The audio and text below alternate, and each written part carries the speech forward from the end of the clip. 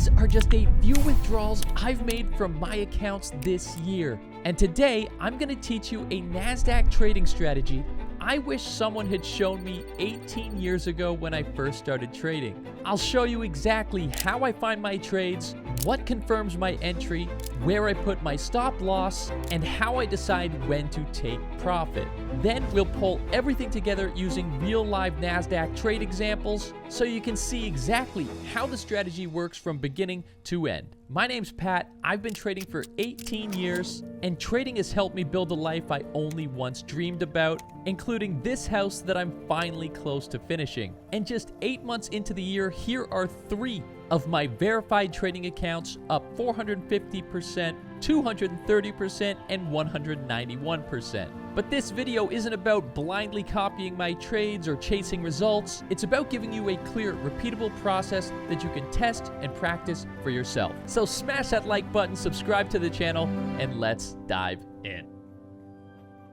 Now, to make this Nasdaq strategy as easy as possible, I've broken it down into 6 parts. Following these rules has helped me achieve a 76.2% win rate in my live streams here on YouTube. They also helped me capture this $5,000 position in just 35 minutes. So by the end of this video, you'll have a complete Nasdaq trading checklist built from my 18 years of experience that you can follow before entering any trades. So let's start with part 1. So this all starts with one candle. Step 1, we just want to analyze the 15-minute candle at 9:30 a.m. Eastern. So you're just analyzing that candle that opens, it goes up, it goes down, and then the candle closes. That's step 1 done.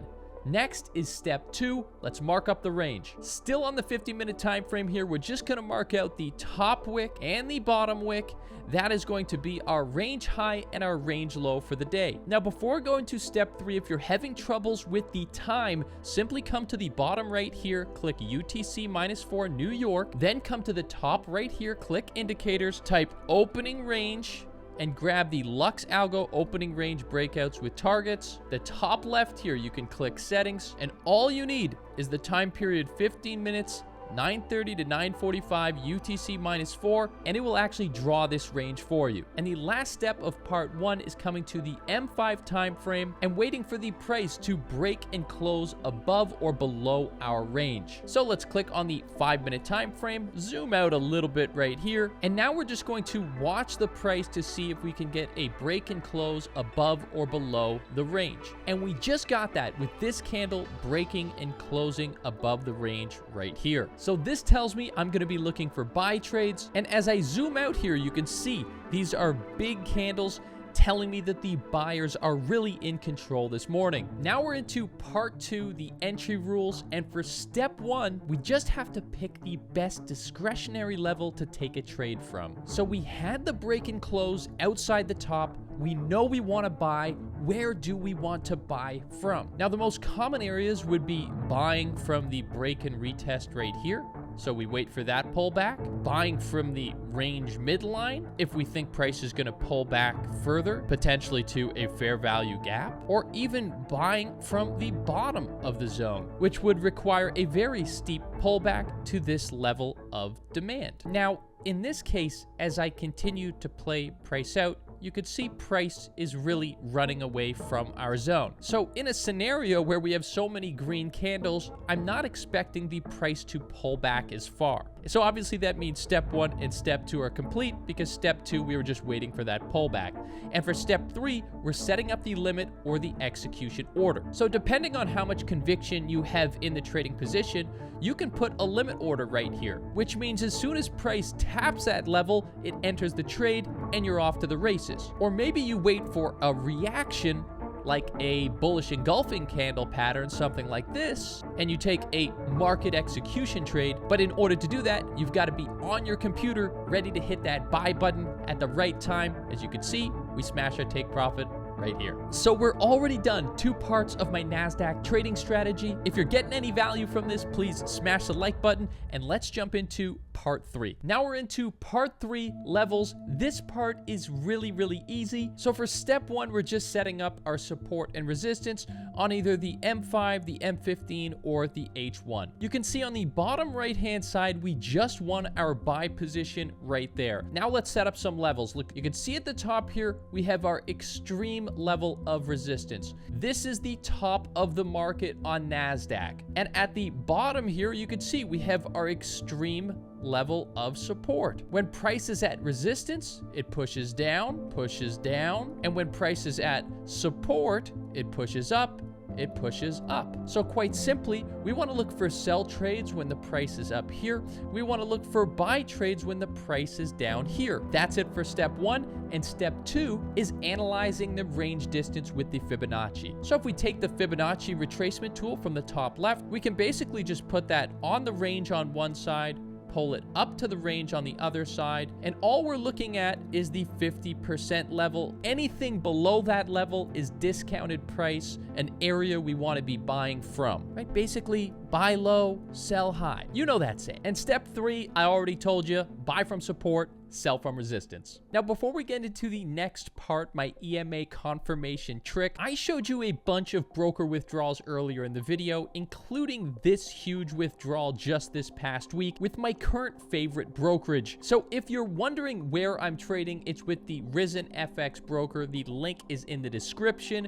Registration is free. Spreads are low. Execution times are amazing. So register, get yourself a live account today with a 200% deposit bonus. Let's get back to the video. So for part 4, step 1, we just want to set up 2 EMAs, the 9 and the 21. So we're back on our original trade, come up to indicators, type EMA, click on this 1, 2 times, come to settings here, make the length 21, make the style blue, click OK. The other one, let's make the style white, and the input's 9. That is step 1 complete. And for step 2, we want to use the 9 EMA crossing the 21 as confirmation. So let's scroll back and see what happens. We've got a cross right here to the downside, and then price pushes down aggressively. Then we finally get our first cross right here to the upside, and price pushes up. And so when I see this candle cross right here, and I get the break and close, and I get a pullback to the area I want to take my trade from, then I'm feeling really good about my trade opportunity, because when we get a cross like this, it generally indicates price is pushing up aggressively on that 5-minute time frame.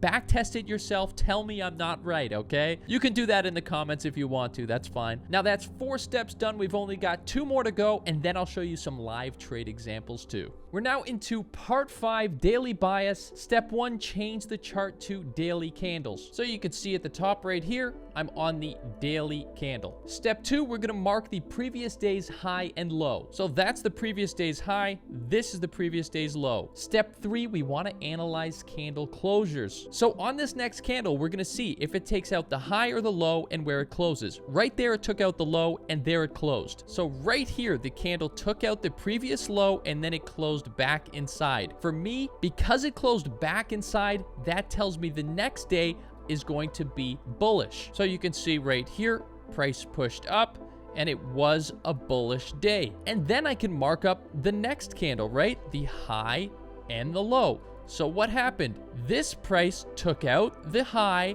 and then it closed above the high. So I'm going to be bullish again. So I would be looking for buys on the day.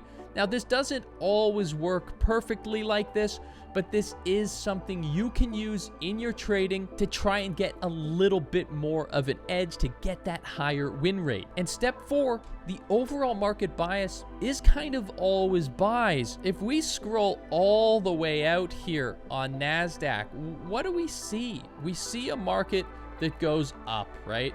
Generally, this market is going up, and that's the nice thing about trading Nasdaq or S&P 500 is that the market bias is heavily weighted toward buys. So if you're being picky, it's easy to wait for pullbacks and get in for buy trades. So we just did step 4 and step 5. I don't use step 5 that much in my current trading, but step 6 I use every single day. It is completely required as part of my Nasdaq trading strategy. So let's wrap up part 6 and then get into the live trade examples. So step 1, we set up our take profit 1 and our stop loss. So I'm on the 5-minute time frame. I've got my range. I mark it up. I wait for price to break and close out the bottom of that range. That's exactly what I get right there. In this example, I mark up a level of supply. That's the area where price pushed down aggressively from. I had the EMA cross already telling me we're going down, and I'm waiting for price to come back into that supply. That's where I could get into a trading position. So right there, I'm back in the supply. I can go short in the supply, or I can go short after we've got the reaction here. I would put my stop loss above the range right here, just above the range, right? This was the last highest level, and my take profit, I would pull down to this level right here because price recently reached this level. For step 2, I'll take a partial profit and then I'll set that trade to break even. So as the trade continues to play out, I'm looking for a place where I'm going to take my first take profit. So not here, not yet. Right here is where I'm going to take it. At this level right here, we often see the price reject off the bottom of the range, using the bottom of the range as a level of support. So at that level, I may take 30% of my position off. So on a $1,000 position right there, I would have made $300. Then I will take my stop loss and I will move it to break even just like this, okay? This way, if the trade goes against me off the bottom of the range, I just get knocked out at break even. I've already made my $300, making it a risk-free position. So let's go ahead and continue to play the position out. Luckily, we rejected off of that level, broke through the bottom of the range. That's always a level I'm looking at. We then retested the range right there, which is a good sign that we're going to continue down. Price pushed down a little bit further and finally smashed my take profit right here, which would close out the position for a full 1,000. So that was the sell example. Now let's look at a buy example. We have our range set. Price comes and breaks out the top of the range. That tells us we're looking for buy trades. And then we're simply waiting for price to pull back to our level. Now, this was a huge push up. So what am I looking at? Well, you can see right here, I've got a strong fair value gap. So that's the area I'd be looking to get into the trading position. So when price pulls back to that level, look, I could get in right at the fair value gap. I could get in at the candle closure if I wanted a little bit of an extra confirmation. My stop loss, I'll put it down here below the orb again, right? Since we're taking the trade at the middle of the range or near the top of the range, I'll set my stop loss below the range and below this wick. You can also look at this wick over there. If you wanted to put it below that, you could. And for my take profit, look, if I have recent price, I'm going to target it, right? So look, we reached this area before recently, so I would expect price to come back to that level again. And so let's let the trade play out here. What exactly would I be looking at? Well, I would be looking at one area to get a little bit of a partial take profit. I would probably take that about there, okay? You can see this is about halfway into the move. If we scroll over, you can see price did react off of this level in the past as well, right? You can see price reacted down off of this level. So that is a level that I would take my first partial profit at. So right there, let's say I would take about $300 out of the trading position, and then I would slide this all the way up like this. So now it's a risk-free trade, and then I would let that position play out. Look, it almost came back to my break even there. It didn't hit my break even, thankfully, and then price started shooting back up again and then retested that area, right? You can see, look, it retested that area after breaking through. That was a strong level. That's what I wanted to see. And then I smashed my take profit perfectly. And then you can see, look, we start reacting down, right? Because that is the recent level of resistance. And if we play that out, what happens? Look, we do react down off of that level, right? Consolidate for a fair bit and then move back up. So that is all 6 steps. Now we have to get into the live trades because you know anyone can cherry pick old trades. I have to show you trades I've actually taken.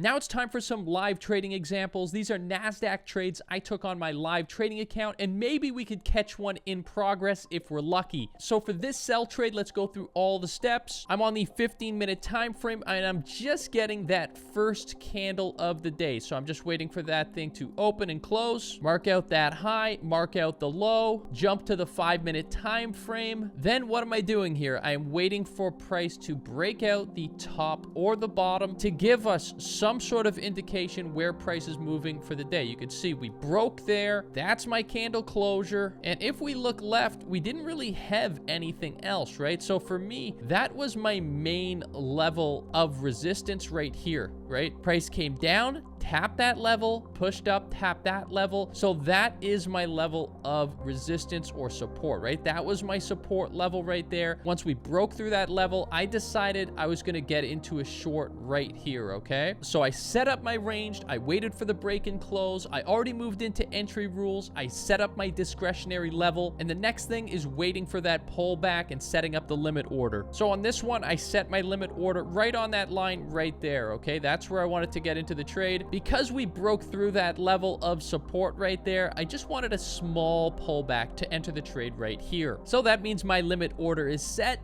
Next thing I'm doing is levels, support, and resistance. So for this one, we could go to the higher time frame, but I'll just scroll out a little bit here. You can see we do have a clear level of resistance right here. You can see price rejected off of this level 1, 2, and rejecting off of this level a third time. So we're feeling the sells right now. And we zoom out a little bit further. There's not much else to go on. I had a level off of this candle right here, right? Because we had an aggressive push out of that area, that could be considered a level of demand. So I marked that candle up right there, and I pulled that all the way across. That could have been an area for me to target, but that's basically the range I was looking at right there. Below that, we're all the way down here, so not much to speak of in terms of support and resistance. The bottom line is, if this is our range, we are selling from the resistance, buying from the support, so this is a pretty nice level to carry the price down. For step 4, this isn't always a confirmation that I use, but let's throw those EMAs on the chart, and you can see we actually do have a cross in those EMAs right there,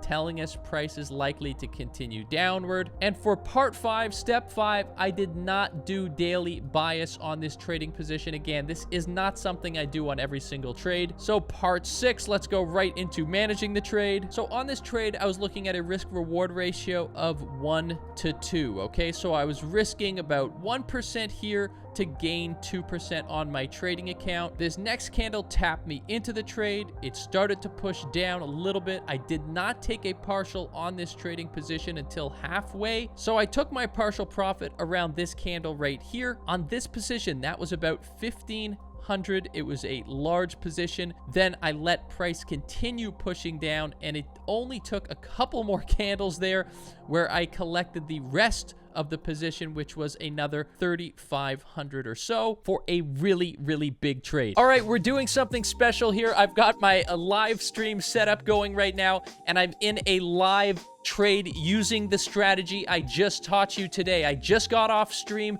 So what exactly am I looking for right now? You can see here, we had the top of the range set. We had the bottom of the range set. We had the candle closure below here on Nasdaq. Price pushed up to our flip zone, used as support right here, used as resistance right here, and resistance again. And I think I'm going to close this trade out here for $6,500 in profit. An absolute banger on my live account live. Look, no one's doing it this way. Make sure to check me out on stream. I hope you like this trading strategy. Please like the video, comment, check out the links in the video description for my VIP, for my trading robot where I trade, and I'll be back next week. Much love.